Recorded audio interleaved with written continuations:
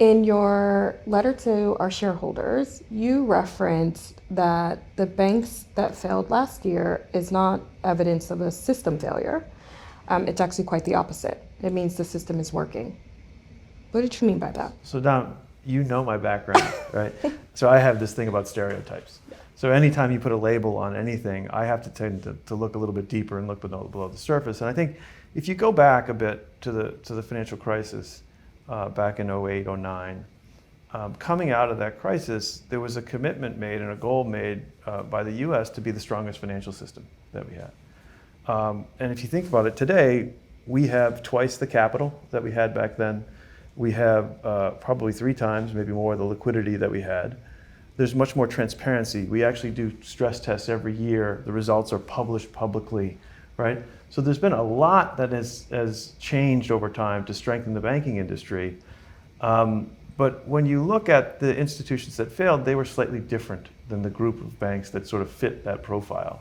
I'd say they had a couple of characteristics. They had unique business models.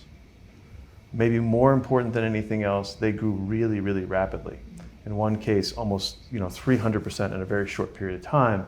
And this sort of goes to what we were talking about earlier, that growing rapidly always tends to be very difficult and may produce like a lot more volatility than one might expect.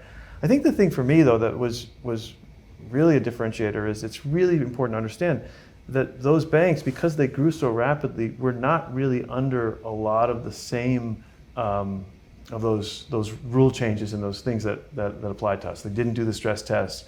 They weren't under liquidity stress testing and those types of things. And I think the general public doesn't really know that, and they can't really see it. So when I step back, I think the real question becomes, not is the financial system healthy? It's undoubtedly healthy. But the question is, how does an institution with 1% of the deposits in America come along, have a problem, and how does that result in a contagion where everybody, all of our clients, are really worried about the whole system?